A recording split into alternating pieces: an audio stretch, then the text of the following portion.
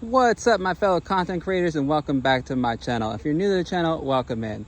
So I would like to tell everybody that I have one of the greatest vehicles to review that's not a super or a hypercar, and that would be the RS6 in my own personal opinion. But unfortunately, I don't have that kind of connection or money to be able to own one or review one in the area I live. So what we're gonna do is we're gonna review my personal vehicle, and that is my 2003 Chevy Silverado. Again, in my personal opinion, one of the last good trucks GM made. It is the Cat Eye Silverado, and again, it is my own personal opinion, so it's debatable. You can fight in the comments if you want. So let's get started. All right, so like I said, it is a 2003 Cat Eye Chevy Silverado, and one of the good things that I liked about these and trucks before is how many trim levels that this vehicle actually had. This is the base model. This is bare bones stock work truck, two-door or single cab, whatever you want to call it. It is a workhorse of GM. It is a beautiful vehicle.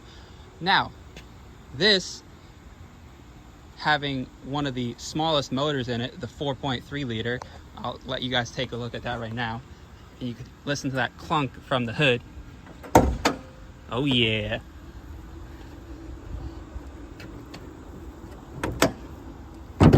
Again, one of the smallest motors that GM put in one of their full-size pickup trucks is the 4.3. A lot of people stand by this motor because they say it's identical to the 5.7, the 350 motors. But unfortunately it's not, because it lacks some of the power and it lacks the other two cylinders, which makes it go vroom vroom.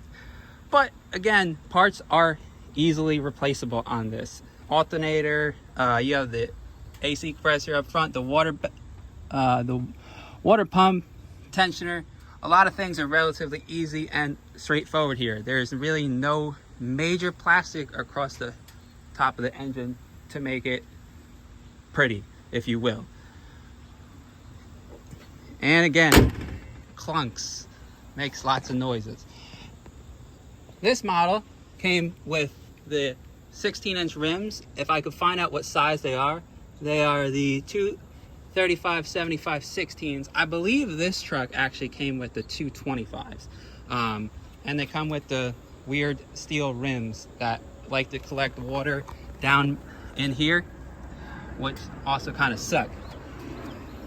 In the back of the truck, don't mind all the shit I have back here, you have a 8-foot bed. They did make the smaller beds too as well, so they had 6.5-foot beds. So you could haul pretty much anything that you needed around. Again, we have proper tailgates. When you drop it, everything fell. It actually sounded like something was gonna break, and it actually rattled right off. And again with the clunks. Again, pretty basic truck, and the interior is basic as well. Like I said, it's a single cab. These trucks also came in the extra cabs and the crew cabs, I think. So most of the time you're gonna find the extra cabs, I think. Now, if we go around to the driver's side of the truck, again, pretty basic things that come along with the truck. You have your light switch, you have your dimmer, you also have your jellyfish launcher if you feel like messing with people. You have your speedometers, all electronic. Now, the thing that I really disliked about the 2003 models is that when they put the speedometers in, it became its own computer. So they didn't have a separate computer to monitor the mileage, the odometer, the hour meter, things like that. So if you replace your speedometer or your instrument cluster, all the information is in there. Now, some of the trucks might have came with CD players, they might have came with cassette players as well. This truck came bare bones, AM, FM radio, and you get dual climate control for a 20-year-old truck, which is awesome. The CB radio is not stock in the truck. You also get cigarette lighters as well. These fantastic things that children used to burn themselves on. And you got a bunch of vents across the dashboard to keep you nice and cool when your AC is working. It does have airbags, and it does not have any mirrors on my side. It does have a mirror on that side. And you got a big old mirror to see out the back, and it flips down back and forth. You also have that mirror and a big old flip down glove box. And if you don't feel like having the airbag go off for the passenger, you do have a key slot that you can shove your key in and turn your airbag off. So yeah. Oh yeah, door chimes.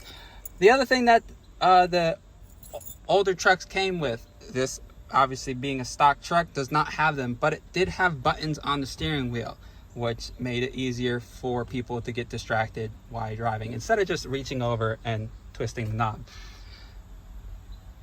Anyway, that is it. That is all for today's video. I appreciate everybody coming. If you enjoy this video, go ahead, hit that like button, subscribe, comment, and share. And maybe in the distant future, if I can get Audi's attention, I can get them to send me an Audi RS6 to review to the best of my ability with the steering wheel on the right or on the correct side. And that, I mean that side of the vehicle, because that'd be cool to have. Again, I appreciate it, and I'll see you all in the next video. Till next time, deuces.